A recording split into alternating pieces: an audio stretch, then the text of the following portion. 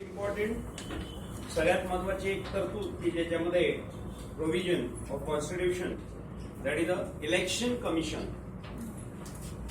Election commission election कमिशनला मराठीत म्हणतात निवडणूक आयोग. निवडणूक आयोग.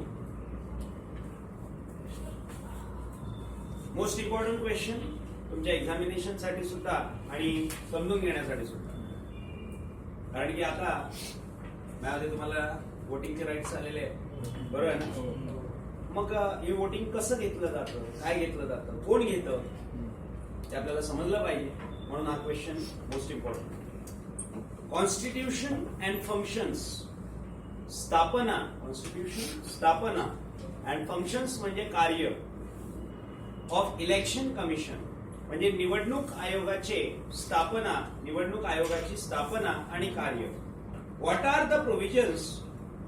कोणत्या तरतुदी आहेत कॉन्स्टिट्यूशन मध्ये कशाला? To ensure free. निश्चितपणे होण्यासाठी. पब्लिक करायचं काय? Free and fair election. Free म्हणजे मुक्तपणे आणि फेअर म्हणजे कायदेशीर. निवडणुका होण्यासाठी. मुक्त आणि कायदेशीर निवडणुका होण्यासाठी, निश्चितपणे होण्यासाठी संविधानात काय काय तरतुदी टाकण्यात आलेल्या आहेत. जे आपल्याला क्वेश्चन बघायचं आहे इलेक्शन कमिशनची स्थापना आणि फंक्शन आणि आपल्या भारतामध्ये ज्या निवडणुका घेतल्या जातात त्या कशा फ्री आणि फेअर होतील याच्या तरतुदी आपल्या संविधानात टाकण्यात आलेल्या आहेत. चला लक्ष द्या.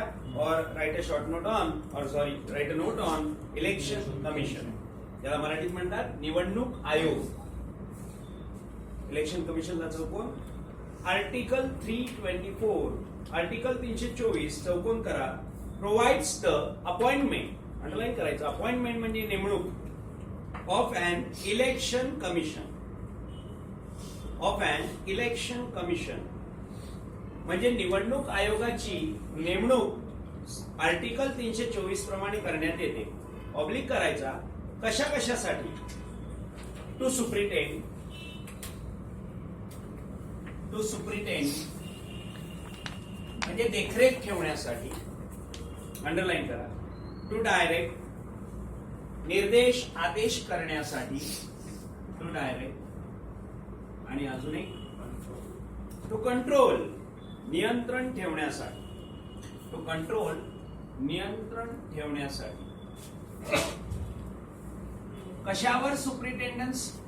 कशावर? कशाला डायरेक्ट आणि कशाला कंट्रोल? Election commission इलेक्शनला. इंडियामध्ये होणारे ज्या महत्वाचे निवडणुका आहेत त्या निवडणुकांवर इलेक्शन कमिशन त्या निवडणुकांवर देखरेख ठेवतं. त्या बाबतीत जे निर्देश आदेश करायचे ते आदेश करतं आणि ते निवडणुका कंट्रोलमध्ये ठेवतं, नियंत्रणात ठेवतं. हे कोणाचं काम आहे? Election commission. कळलं? मग आता आपण काय पाहिजे? Article 324 provides the appointment of election commission. कशाला? कशासाठी केली जाते? To superintend elections, to direct elections and to control elections. समजलं? Full stop. इलेक्शन कमिशन निवडणूक आयोग oblique conduct the elections. Underline करा. निवडणुका कंडक्ट करते म्हणजे घेते. निवडणूक आयोग निवडणुका घेते ऑब्लिक कोणाकोणाच्या घेते? Of parliament. अंडरलाईन म्हणजे लोकसभेच्या. Legislative assembly of the state राज्याच्या विधानसभेच्या. कॉमा इलेक्शन ऑफ प्रेसिडेंट भारताच्या राष्ट्रपतींच्या.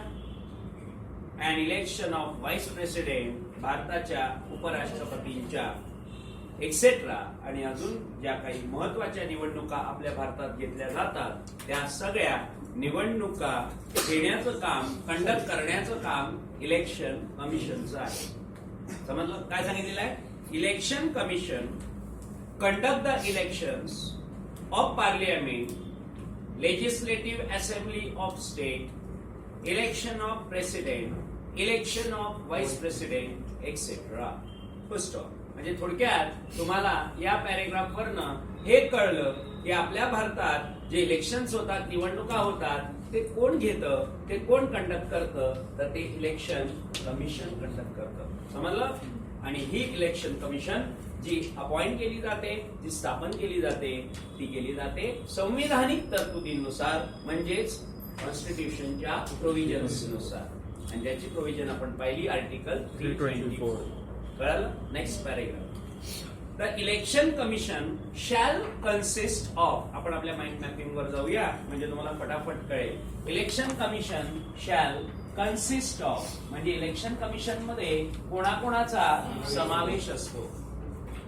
The election commission shall consist, underline, shall consist of the chief election commissioner. चौकोन करायचा, chief election commissioner.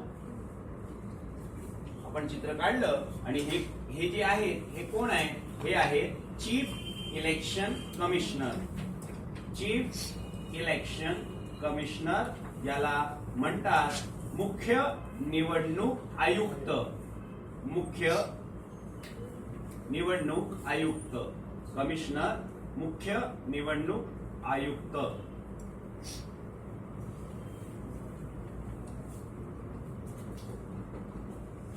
Chief Election Commissioner.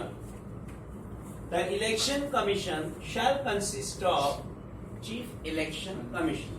एक मुख्य, कधी पण एक मुख्य एकच असतो है ना. जसं टीमचा कॅप्टन एक असतो, प्रत्येक गोष्टीत एक मेन असतो, तसा हा एक मेन आहे. त्यांना म्हणायचं चीफ इलेक्शन कमिशनर, मुख्य निवडणूक आयुक्त. And such other election commissioners. Such other election commissioners. हे सगळे कोण आहे? इलेक्शन कमिशनर्स आहेत. हे सगळे इलेक्शन कमिशनर्स आहेत. आणि हे इलेक्शन कमिशनर किती असले पाहिजे हे राष्ट्रपती ठरवतात. समजलं? इतर कमिशनर्स किती असले पाहिजे हे राष्ट्रपती ठरवतात. म्हणजे काय सांगितलंय? Such other election commissioners, underline करा, such other election commissioner oblique as the president, भारताचे राष्ट्रपती, may from time to time fix, निश्चित करत असतात. इतर इलेक्शन कमिशनर किती असले पाहिजे हे कोण ठरवतं? हे फिक्स कोण करतं? द प्रेसिडेंट ऑफ इंडिया म्हणजे भारताचे राष्ट्रपती ठरवतात की या निवडणूक आयोगांमध्ये एक चीफ इलेक्शन कमिशनर असतो, मुख्य निवडणूक आयुक्त असतो आणि बाकीचे चीफ इलेक्शन कमिशनर जे असतात ते वेळोवेळी राष्ट्रपती जसे फिक्स करतील तेवढे असतात. म्हणजे आता आपल्या डोळ्यासमोर हे जे पॅनल तयार झालेलं आहे ते पॅनल म्हणजे इलेक्शन कमिशन. जे कशाला तयार केलेलं आहे? हे तयार केलेलं आहे भारतामध्ये ज्यावेळेस, आता मला हे सांगायचं की जे कोणी आहे हे कसे तयार केले जातात. इलेक्शन आले जवळ, म्हणजे ज्यावेळेस डिक्लेअर होतात इलेक्शन घ्यायचे, आता कालावधी चालू होऊन जातो, त्यावेळेस इलेक्शन कमिशन स्थापन होतं. आणि इलेक्शन कमिशन स्थापन झालं की त्याची रचना कशी असते? हे म्हणाला येईल तशी रचना नसते. ही रचना खुद्द संविधानाने तयार केलेली आहे आणि ती रचना करण्याचे अधिकार भारताच्या राष्ट्रपतींना दिलेले आहेत. भारताचं इलेक्शन कमिशन, निवडणूक आयोग जे मतदान घेणार आहे, जे मतदानावर देखरेख ठेवणार आहे, जे मतदानाच्या बाबतीत डायरेक्शन्स देणार आहे, जे मतदानाला कंट्रोलमध्ये करणार आहे, नियंत्रणात ठेवणार आहे, हे सगळं काम इलेक्शन कमिशनचं आहे. पण कळलं तर पाहिजे ना आपल्याला की इलेक्शन कमिशन मध्ये कोणाकोणाचा समावेश असतो. म्हणून आपल्याला सांगितलं की इलेक्शन कमिशन मध्ये समावेश असतो एका मुख्य निवडणूक आयुक्ताचा आणि इतर आयुक्तांचा, ज्यांना राष्ट्रपती वेळोवेळी फिक्स करतात. समजलं? चल पुढे जाऊ. When other election commissioners are appointed, एक मिनिट मला सांगा, पहिल्यांदा कोणाची अपॉइंटमेंट होते? ओके. आणि मग ज्यावेळेस यांची अपॉइंटमेंट झाल्यावर ज्यावेळेस इतर इलेक्शन कमिशनर्स अपॉइंट होतात त्यावेळेस हे म्हणजे चीफ इलेक्शन कमिशनर या इलेक्शन कमिशनचे अध्यक्ष होतात, म्हणजे चेअरमन. समजलं? म्हणजे कोण होऊन जातात? या चेअरमन. चेअरमन म्हणजे अध्यक्ष.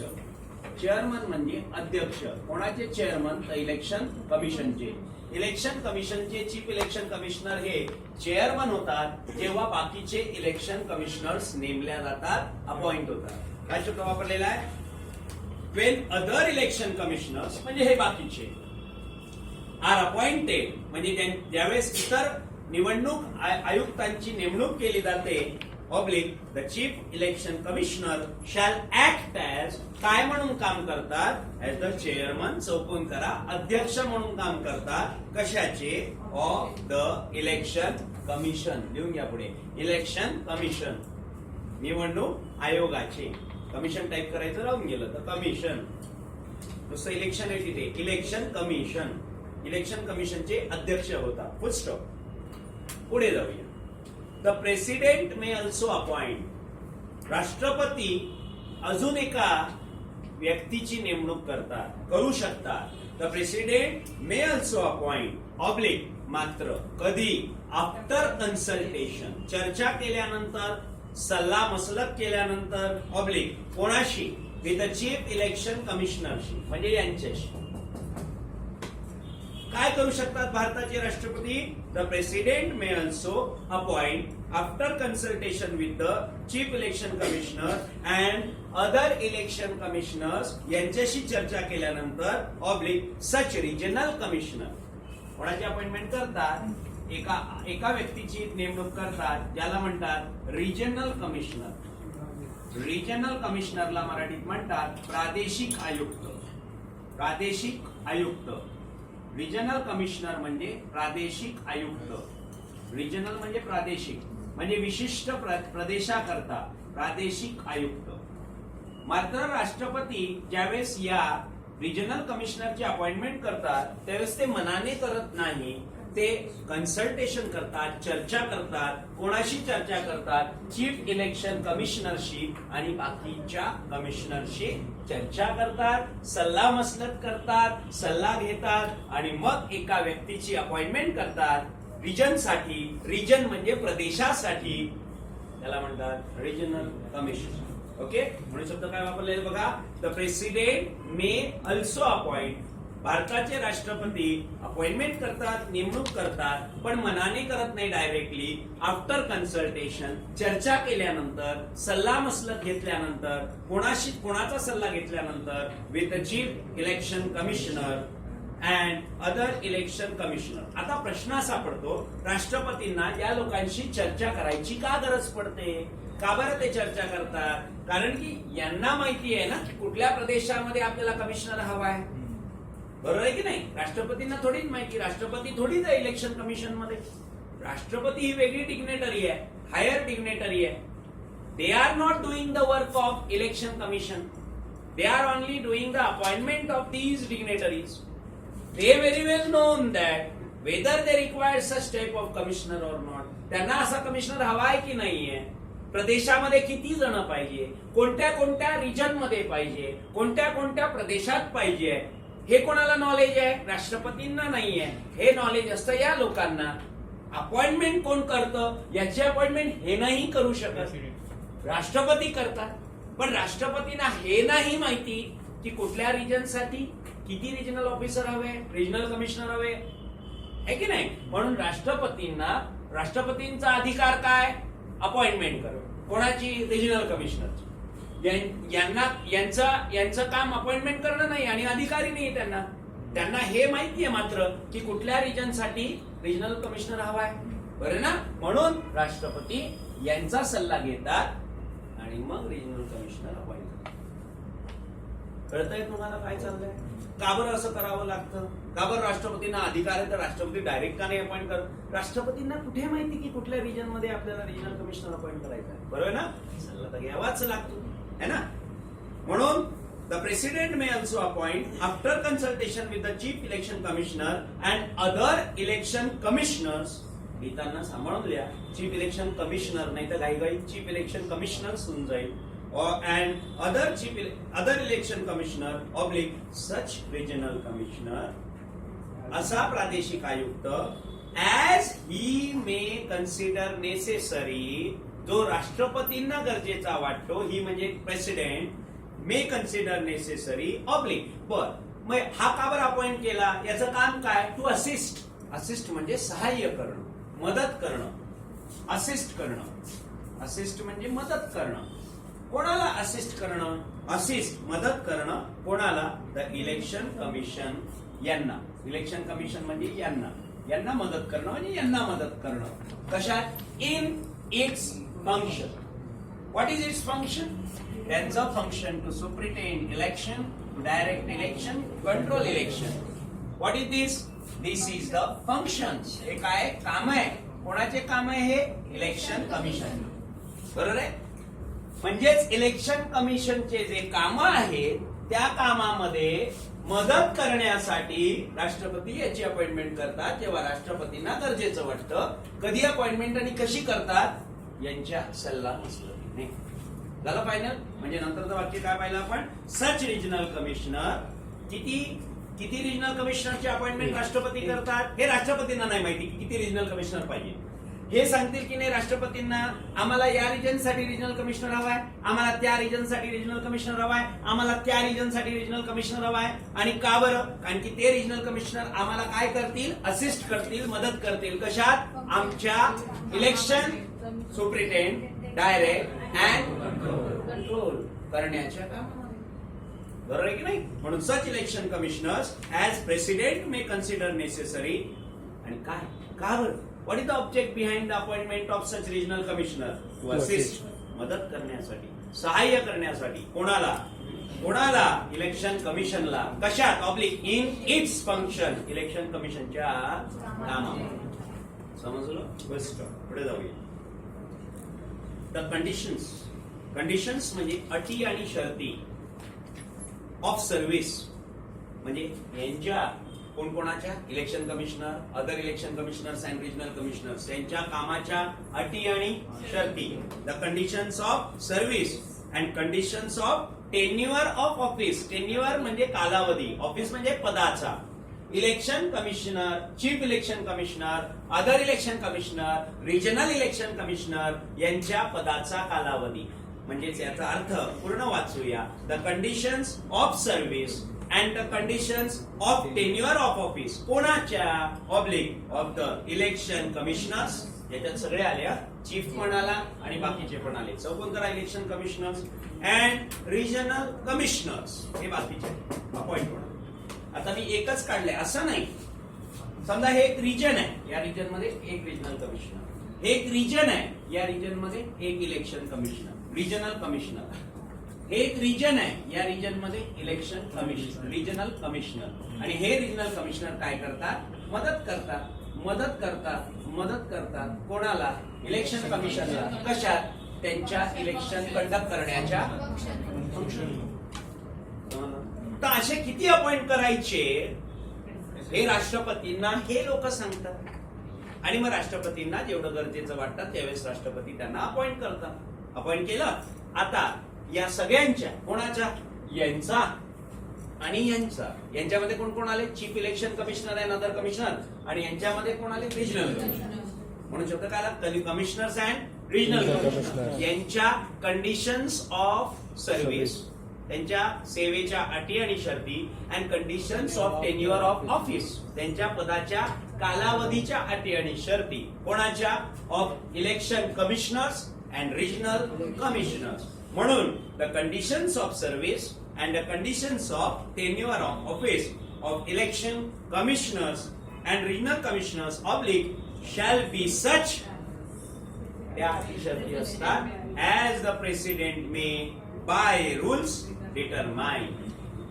ज्या अटी आणि शर्ती भारताचे राष्ट्रपती मे बाय रूल नियमांनी डिटरमाइन ठरवतात.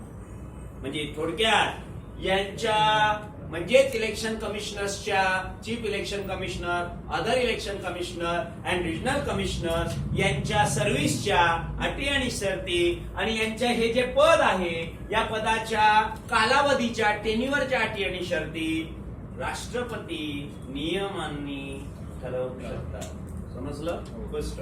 पुढे द चीफ इलेक्शन कमिशनर म्हणजे जो मुख्य म्हणजे मधले. चीफ इलेक्शन कमिशनर म्हणजे मधले. Chief election commissioner can be removed. Can be removed म्हणजे याला काढून टाकता येऊ शकतं. मुख्य निवडणूक आयुक्ताला काढून टाकता येऊ शकतं. ऑब्लिक. एक मिनिट. अपॉइंटमेंट कोण करतं यांची? मग काढणार सुद्धा कोण? बस.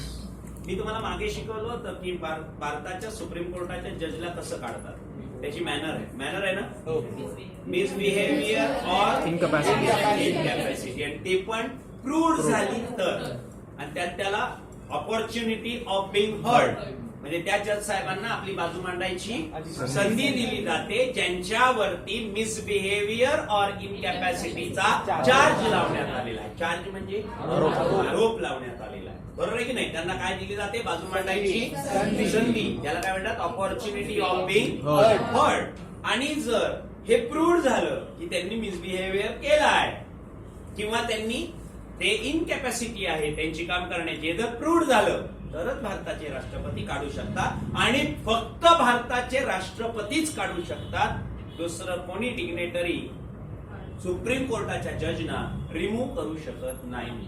जस्ट लाईक दॅट, अगदी सेम त्याच पद्धतीने ज्या पद्धतीने सुप्रीम कोर्टाच्या न्यायाधीशाला रिमूव्ह करता येतं, अगदी त्याच पद्धतीने चीफ इलेक्शन कमिशनर ला सुद्धा राष्ट्रपती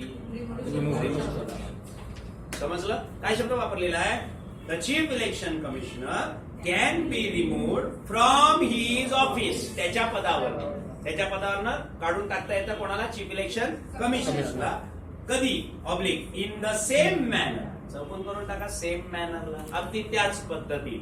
कोणत्या पद्धतीत, अँड ऑन द सेम ग्राउंड्सला एस लावा, आणि सेम त्याच कारणावरून, कारण माहितीये ना कारण लिहिले तर खाली बरं होऊन जाईल है ना. सेम ग्राउंड्स कुठले, पहिलं कारण मिसबिहेवियर, गैरवर्तवणूक, ज्याला ऑफेन्स ऑफ मॉरल टर्पिट्यूड सुद्धा म्हणतात, लक्षात ठेवा. ऑफेन्स ऑफ मॉरल टर्पिट्यूड, नैतिकतेचे गुन्हे म्हणजे करप्शन झालं, रॉंग बिहेवियर झालं, समजताय ना, त्याला मॉरल टर्पिट्यूड म्हणतात, नैतिकतेचे गुन्हे, त्याला मिसबिहेवियर मध्ये येतं. आणि दुसरं ग्राउंड काय पाहिलं, इनकॅपॅसिटी, असक्षमता, काम करण्याची असक्षमता, he has no capacity to do work, बरोबर आहे. हे झाले सेम ग्राउंड.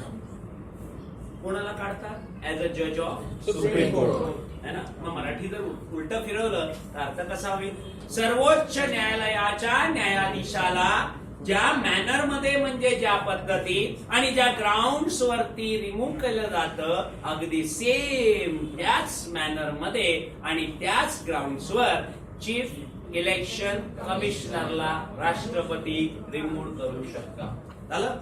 आता हे कोणाला काढणं झालं, यांना कसं काढलं जातं, पुढची लाईन, यांना कसं काढलं जातं. But any other election commissioner, आता अदर मध्ये किती जण दिसत आहे तुम्हाला, दोन, एक म्हणजे हे आणि एक म्हणजे रिजनल कमिशनर, बरोबर आहे की नाही.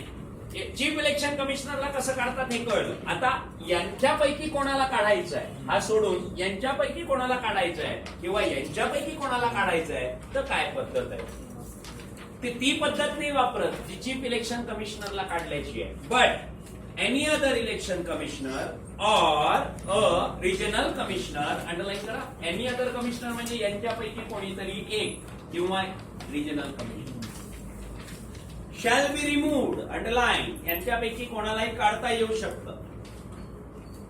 कुठून, फ्रॉम हिज ऑफिस, त्यांच्या पदावरून. कोणत्या पदावरून, इलेक्शन कमिशनरच्या किंवा रिजनल कमिशनरच्या पदावरून काढता येऊ शकतं. ऑब्लिक ऑन द रिकमेंडेशन, राष्ट्रपती काढू शकतात पण शिफारशीवर. रिकमेंडेशन म्हणजे शिफारस, कोणाची शिफारस, oblique of the chief election commission, यांच्या शिफारस. ओके. आता मी फायनल सांगतो तुम्हाला, येऊ यांना राष्ट्रपती काढू शकतात, याला, या व्यक्तीला, त्याचं नाव आहे चीफ इलेक्शन कमिशनर, त्याला त्याच्या पदावरनं काढू शकतात, अगदी त्याच मॅनर, त्याच ग्राउंड, ज्या मॅनर आणि ग्राउंड मध्ये सुप्रीम कोर्टाच्या जजना काढलं जातं. पण मात्र यांच्यापैकी कोणाला किंवा यांच्यापैकी कोणाला जर राष्ट्रपतींना काढायचं असेल तर राष्ट्रपतींना काढताना यांची रिकमेंडेशन म्हणजे शिफारस म्हणजे ऐकावं लागतं. एक परत एकदा एक मुद्दा उपस्थित झाला की राष्ट्रपतींना जर यांच्यापैकी कोणाला किंवा यांच्यापैकी कोणाला काढायचं आहे तर मला सांगा, राष्ट्रपतींना माहित आहे का की यांच्यापैकी कोण नीट काम करत नाही ना. मग हे कोणाला माहिती आहे, बरं आहे ना. आपल्या इंडियन टीम मध्ये कोणता प्लेयर फॉर्म मध्ये नाहीये, कोणता बॅट्समन फॉर्म मध्ये नाहीये, बरं ना. कोणतं काय म्हणतात त्याला, बॉलर फॉर्म मध्ये नाहीये, बरं ना, बॅड पॅच चालू आहे, हे जी निवड समिती आहे तिला नाही ना माहिती, हे कोणाला कळणार? एक्झॅक्टली. मग ज्यावेळेस निवड समितीची मिटिंग होते, त्या निवड समितीच्या मिटिंग मध्ये धोनीला बसवलं जायचं, बरं आहे ना. मग धोनीला बसवल्यानंतर त्याला विचारलं जायचं, एक मिनिट, निवड समिती एक वेगळं मंडळ आहे, ओके, आणि धोनी हा प्लेअर आहे, पण धोनीला का घेतलं? Because is a chief, is a chief, तो मुख्य आहे, तो कॅप्टन आहे, captain means chief, right, and he know very well because he is managing the team, he managing everything match, बरोबर आहे की नाही. प्रत्येक मॅच मॅनेज करणं हे धोनीच्या हातात होतं. आता धोनी नाही, आता विराट कोहली आले, बरोबर आहे ना. आता विराट कोहली आल्यावर आता विराट कोहलीला विचारतील ना, तुला काय वाटतं कुठला बॉलर घ्यावा, कुठला बॅट्समॅन घ्यावा, बरं ना. आता I don't know about your interest in the matches, पण तिसऱ्या वन डे क्रिकेटमध्ये इंग्लंड वर्सेस इंडियाच्या टीम मध्ये मॅच मध्ये उमेश यादवला काढलं. Umesh Yadav is one of the bowler, तर त्याने पहिल्या 2 मॅचेस मध्ये चांगली बॉलिंग नाही केली, म्हणून त्याला त्या थर्ड मॅचला घेतलं नाही, त्याच्याऐवजी दुसऱ्यांना घेतलं, राईट. आता हे कोण सजेस्ट करतं? हे निवड समिती पण सजेस्ट करते आणि प्लेअर पण सजेस्ट करते. निवड समिती ठरवताना याला काढा, यांना घ्या, हे शिफारस, रिकमेंडेशन कोणाची? Captain, just like that. याची का शिफारस घ्यावी लागते राष्ट्रपतींना यांना कोणालाही काढताना? He know very well who is not working properly, who has incapacity to do work वगैरे, who is incapacity to do his functions, हे सगळे यांना माहिती, राष्ट्रपतींना नाही माहिती, because he is doing work with him, बरोबर आहे की नाही. They are assist to him. Whether this regional commissioner याला काय अपॉइंट केलंय? असिस्ट करण्यासाठी. कोणाला? इलेक्शन कमिशनरला, बरोबर आहे की नाही. मग इलेक्शन कमिशनला असिस्ट करण्यासाठी जर यांना अपॉइंट केलंय तर यांनी असिस्ट केलं पाहिजे. जर हा इलेक्शन रिजनल कमिशनर यांना मदत करत नसेल तर राष्ट्रपतींना हा सांगेल की नाही की तुम्ही ज्या रिजनल कमिशनरला अपॉइंट केलाय तो आम्हाला असिस्ट करतच नाही, बरोबर आहे ना. मग राष्ट्रपती म्हणतात जर असिस्ट करत नाही तर त्याला तिथे बसण्याचा अधिकार नाही. आपण काय करू? त्याला रिमूव्ह करू. हे कोणाच्या सांगण्यावरून केलं? Chief election. त्याला त्यांनी शब्द वापरलाय रिकमेंडेशन. आलं लक्षात? ओके, कळालं मग कसं काढलं जातं आणि काय करू? चला आता आपण पाहूया फंक्शन्स ऑफ इलेक्शन कमिशन. म्हणजेच निवडणूक इलेक्शन कमिशनर, इलेक्शन कमिशन म्हटलं तरी चालेल. फंक्शन्स ऑफ इलेक्शन कमिशन, अर्थात इलेक्शन कमिशन मध्ये इलेक्शन कमिशनरचा समावेश आहे, पण इलेक्शन कमिशन ते टायटल काय असलं पाहिजे? Functions of election commission. निवडणूक आयोगाची कामं. सगळ्यात पहिलं आणि सगळ्यात महत्वाचं, बरोबर आहे की नाही, काय? अहो नावच इलेक्शन कमिशन आहे, तर पहिलं काम निवडणुका घेणं. कोणत्या वर उल्लेख केलेल्या, लोकसभेची निवडणूक घेणं, विधानसभेची निवडणूक घेणं, राष्ट्रपतींची निवडणूक घेणं, उपराष्ट्रपतींची निवडणूक घेणं, आणि ज्या ज्या महत्वाच्या इलेक्शन्स आपल्या इंडियामध्ये कंडक्ट केल्या जातात, राज्यात कंडक्ट केल्या जातात, ज्या इलेक्शन्स कंडक्ट करणं म्हणजे निवडणुका घेणं, हे सगळ्यात पहिलं आणि सगळ्यात महत्वाचं काम आहे. कोणाचं? Election commission. म्हणून पहिलं function, conduct of all the about mention elections. उपरोक्त नमूद केलेले सर्व निवडणुका घेणं, कंडक्ट करणं, हाताळणं. Second you know very well, it is put on the board. पण ते हे वेगळं आहे. आता हे काय? एक मिनिट, तुम्हाला माहिती आहे का इलेक्शन सुरू करायच्या आधी इलेक्टोरल म्हणजेच इलेक्टोरल रोल्स तयार करावे लागतात. अंडरलाईन करा, शेवटी शब्द आहे बघा सेकंड नंबरच्या याच्यात दिसतोय. इलेक्टोरल रोल्स म्हणजे मतदार यादी. मतदार यादी तयार करावी लागते. म्हणजे मतदार यादी सुरू करण्यापासून काम चालू होतं. कोणाचं? इलेक्शन कमिशनचं. आता तुम्ही म्हणा, आता दरवेळेस मतदार यादी प्रत्येक निवडणुकीला तयार करावी लागते का? हो, प्रत्येक मतदानाच्या आधी मतदार यादी तयार करावी लागते. का बरं करावी लागते? माणसं जन्माला येतात, माणसं मरण पावतात. माणसं जन्माला आले तर काही प्रॉब्लेम नाहीये, पण 18 वर्षाच्या वर होतात, त्यांचे नावं आधीच्या इलेक्टोरल रोल मध्ये नसतात, बरोबर आहे ना. जसे तुम्ही है ना, 18 वर्षाचे पूर्ण झाल्यावर तुमचं नाव ऍड झालं. कुठे ऍड झालं? इलेक्टोरल रोल मध्ये. इलेक्शन कमिशनने ठरवलं नाव दे जे आहे तेच वापरू. असं जर केलं असतं तर तुमचं मतदान यादीत नाव आलं नसतं, आणि नाव आलं नसतं, you can give a vote to your elected person. हो की नाही? तुम्हाला त्या माणसाला वोट द्यायचं, त्याला वोट देता आलं नसतं, कारण वोट देण्यासाठी तुम्ही निवडणुकांना गेला, मत दिलं. यावेळेस मत दिलं त्यावेळेस तुमचं नाव होतं, बरं ना, तुमचा नंबर मिळाला, तुम्ही तिथे गेला, तिकडे गेल्यावर तुम्हाला ते मिळालं, शाई लावली, मग तुम्ही मत दिलं. हे का दिलं? ते जे त्यांच्या हातात असतं ना आपलं नाव शोधतात, that is called as electoral roll. मग हा इलेक्टोरल रोल तयार करण्याची जबाबदारी सगळी इलेक्शन कमिशनची असते.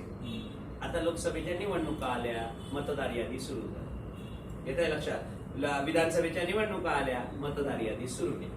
ह्या ज्या मतदार यादी आहे, या मतदार याद्या काय करायचं त्यांचं बघा.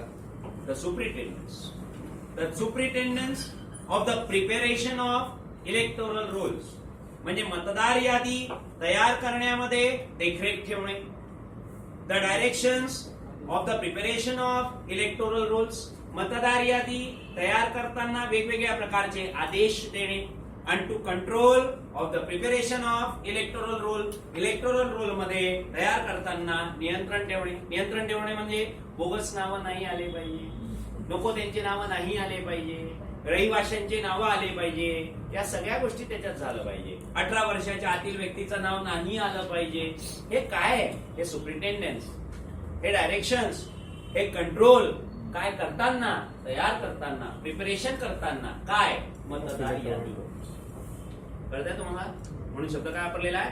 The superintendence of the preparation of electoral rules, the directions of the preparation of electoral rules and control of the preparation of electoral rules. आता एखादा उमेदवार हा अपात्र आहे. 2 महत्वाच्या निवडणुका आपल्या देशात होतात. एक आपल्या देशाची होते, ज्याला आपण लोकसभा निवडणूक म्हणतो, आणि एक राज्याची. बरोबर आहे. यात कुठला उमेदवार मेंबर हा क्वालिफाईड नाहीये, म्हणजे डिस्क्वालिफाईड आहे, त्याला म्हणतात अपात्र. हे सुचवण्याचं काम दोघांना. राज्यात मला सांगा, युनियन लेवलला हु इज द मेन प्रेसिडेंट, बरोबर आहे ना. मग भारताच्या राष्ट्रपतींना सुचवायचं काम इलेक्शन कमिशन करतं की विच मेंबर इज डिस्क्वालिफाईड, कशासाठी? इलेक्शनसाठी. आणि राज्याच्या लेवलला हु इज अ चीफ गव्हर्नर. मग राज्याच्या लेवलला राज्यपालांना सुचवायचं काम कोण करतं? इलेक्शन कमिशन, की कुठला उमेदवार हा डिस्क्वालिफाईड आहे, अपात्र आहे, कशासाठी? निवडणुकीसाठी. हे काम कोणाचं आहे? Election commission. बघूया आपण. ऍडवायझिंग, चौकोन करा. ऍडवायझिंग, सल्ला देणं. ऍडवायझिंग म्हणजे सल्ला देणं. ऑब्लिक कोणाला? अंडरलाईन द प्रेसिडेंट, भारताच्या राष्ट्रपतींना. कशावर? ऑब्लिक कशावर सल्ला द्यायचा राष्ट्रपतींना? On the question of disqualification. चौकोन करा. डिस्क्वालिफिकेशन, अपात्रतेच्या प्रश्नावर. अपात्रतेच्या प्रश्नावर भारताच्या राष्ट्रपतींना सल्ला द्यायचं काम इलेक्शन कमिशन करतं. कोणाला अपात्र? Of any member of parliament, संसदेचा कुठला पण सभासद जर निवडणुकीसाठी अपात्र असेल तर या प्रश्नाच्या बाबतीत, एक मिनिट, पार्लियामेंट आलं म्हणजे हु इज द चीफ प्रेसिडेंट, म्हणजे सल्ला कोणाला द्यायचा? भारताच्या राष्ट्रपतींना. बरोबर आहे ना. मग पहिलं वाक्य काय झालं? पहिलं काम काय झालं? Advising the president on the question of disqualification of any member of parliament, or परत ऍडवायझिंगला चौकोन करा. ऍडवायझिंग द गव्हर्नरला अंडरलाईन करा. राज्यपालांना सल्ला द्यायचा. कशाच्या बाबतीत? सेम वरच्या सारखं वाक्य. All the question of disqualification of member of legislative assembly. समजलं? सोप्या मराठी भाषेत. राष्ट्रपतींना पार्लियामेंटच्या कोणता पण मेंबर जर डिस्क्वालिफाईड असेल तर या क्वेश्चन वरती प्रश्न उपस्थित झाला की कुठला मेंबर क्वालिफाईड आहे, कुठला मेंबर डिस्क्वालिफाईड आहे, याबाबत राष्ट्रपतींना ऍडवाइस करायचं काम इलेक्शन कमिशन करतं. आणि राज्याच्या लेवलला लेजिस्लेटिव्ह असेंब्ली म्हणजे विधानसभेचा कुठला मेंबर हा काय अपात्र आहे, हा जर प्रश्न उभा राहिला तर त्या प्रश्नावरती ऍडवाइस करायचं काम गव्हर्नरना ऍडवाइस करायचं काम इलेक्शन कमिशन. कळाले? 2 पार्लियामेंट असेल तर कोणाला ऍडवाइस? प्रेसिडेंट. पार्लियामेंटच्या मेंबरला डिस्क्वालिफिकेशनचा क्वेश्चन रेज झाला तर कोणाला ऍडवाइस? प्रेसिडेंट. आणि राज्याच्या विधानसभे म्हणजे लेजिस्लेटिव्ह असेंब्लीचा मेंबर जर डिस्क्वालिफाईड झाला तर कोणाला ऍडवाइस? गव्हर्नर. आलं लक्षात? नेक्स्ट नंबर 4, एकदम सोपं, जे आपण इथे पाहिजे. इलेक्शन सुप्रिटेंड करणं म्हणजे इलेक्शनवर देखरेख ठेवणं, इलेक्शनच्या बाबतीत डायरेक्शन्स देणं आणि इलेक्शन्सना कंट्रोल करणं. This is also one of the most important function of the election commission.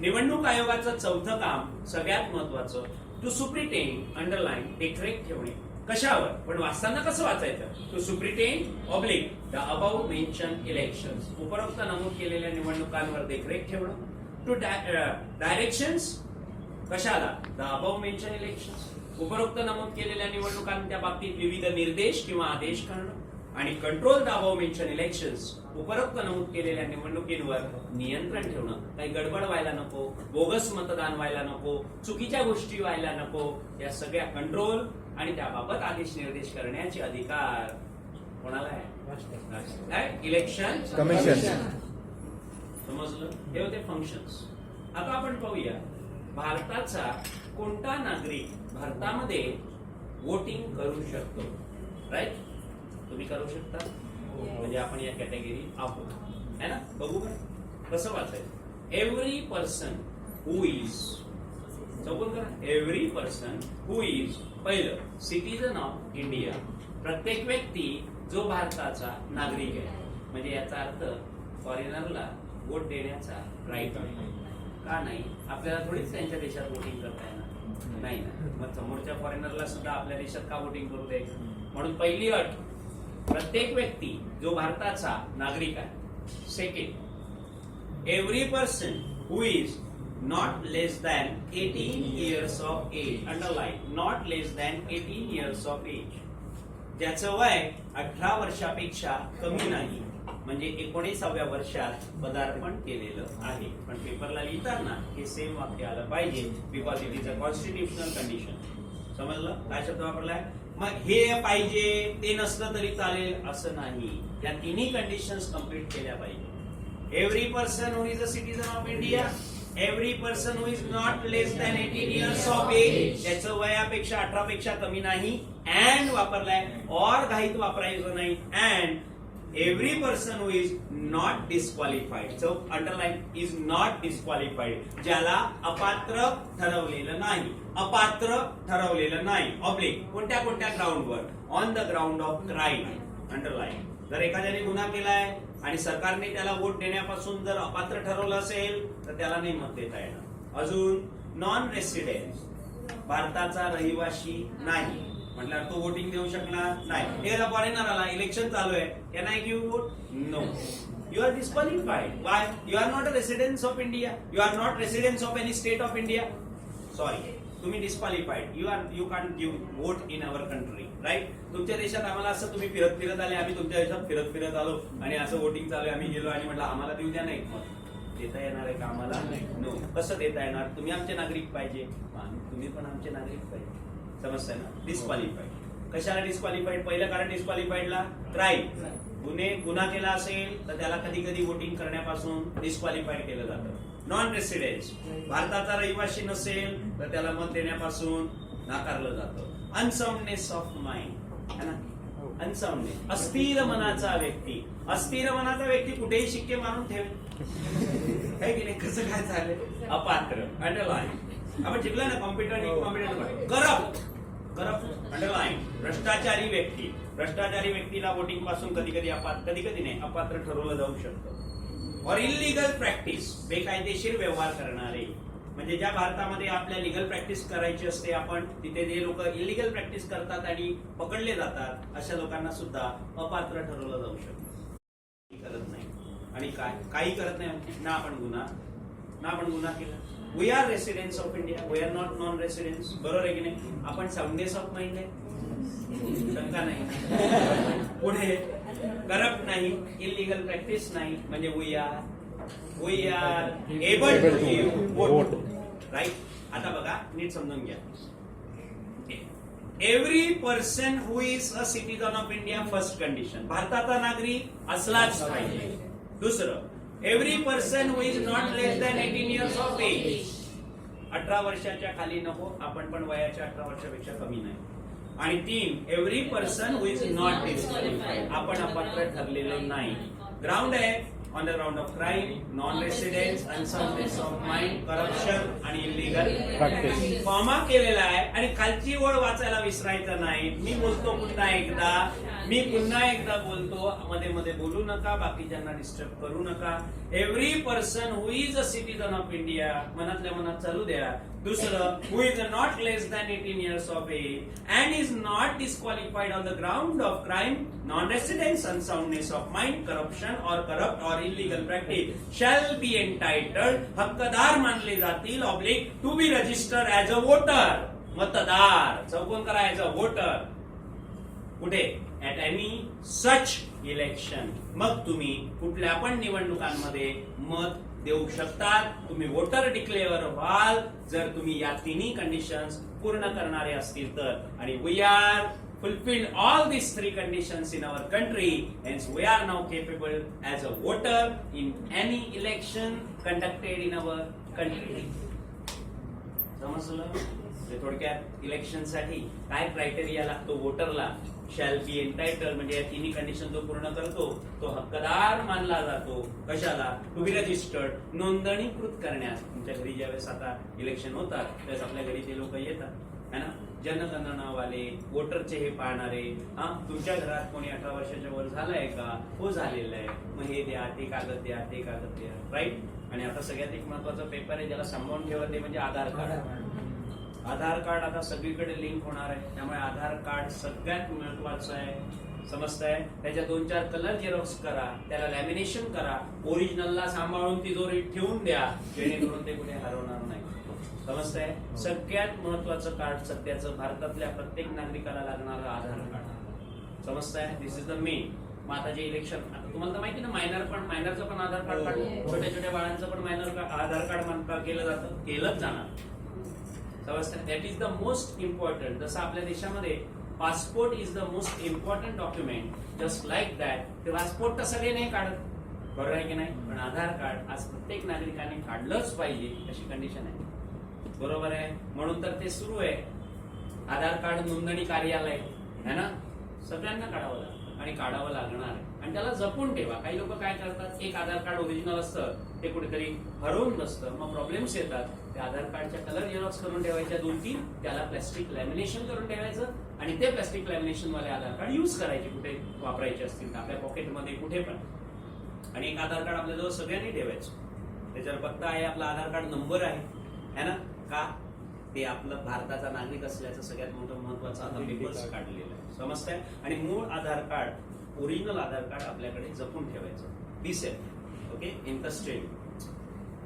तो shall be entitled to be registered as a voter at any such election. Last. As per Article 325, चौकोन करा, article 325 प्रमाणे person shall not be ineligible, कुठल्याही व्यक्तीला अपात्र ठरवलं जाणार नाही, ऑब्लिक, कशाला? फॉर इन्क्ल्युजन, समावेश करण्यापासून, कुठे? इन एनी इलेक्टोरल रोल, कुठल्याही मतदार यादीत. कुठल्याही भारताच्या मतदार यादीत कुठल्याही व्यक्तीला प्रवेश करण्यापासून अपात्र मानलं जाणार नाही, oblique, on the ground of religion, underline, धर्माच्या अटीवरनं, कास्ट, जातीच्या अटीवरनं, सेक्स, स्त्री पुरुषाच्या अटीवरनं, रेस, वंशाच्या अटीवरनं, और एनी ऑफ देम, यांच्यापैकी कुठल्याही अटीवरनं कुठल्याही व्यक्तीला मतदार यादीमध्ये समावेश करण्यापासून या ग्राउंडवर अपात्र ठरवलं जाणार नाही. की तू या जातीचा आहे, सॉरी, तुझा आम्ही नाही समावेश करत. तू या धर्माचा आहे, सॉरी, आम्ही नाही तुझा समावेश करत. जिथे सेक्युलरिझम आहे, जिथे धर्मनिरपेक्षता आहे, तिथे जातीचा आणि बाकीच्या गोष्टींचा वादच येत नाही. आणि आपल्या भारताच्या संविधानाने खुद्द सांगितलं आर्टिकल 325 ने की कुठल्याही व्यक्तीला धर्म, जात, वंश, सेक्स, स्त्री पुरुष किंवा यांच्यापैकी कुठल्याही मुद्द्यांवरनं मतदार यादीमध्ये समावेश करण्यापासून अपात्र ठरवलं जाणार नाही. ह्या गोष्टी विचारात घेतल्या जाणार नाही. फक्त वरच्या 3 अटी शर्ती कंप्लीट केल्या पाहिजे. ते म्हणजे भारताचा नागरिक पाहिजे, 18 वर्षाच्या वर त्याचं वय पाहिजे, कमी नको, आणि तिसरं खालील कारणांवरनं त्याला डिस्क्वालिफाईड केलेलं नको. बास. जाती, धर्म, वंश, काळा, गोरा, प्रॉपर्टी, श्रीमंत, गरीब, वंश काही पकडलं जाणार नाही, स्त्री पुरुष नाही, काहीच नाही. समजलं? दिस इज इलेक्शन कमिशन. कळालं? एकदम महत्वाचा प्रश्न आहे, पेपरला येतो. 100% तुम्ही पेपर बघा म्हणजे तुम्हाला समजेल या प्रश्न येतो की नाही.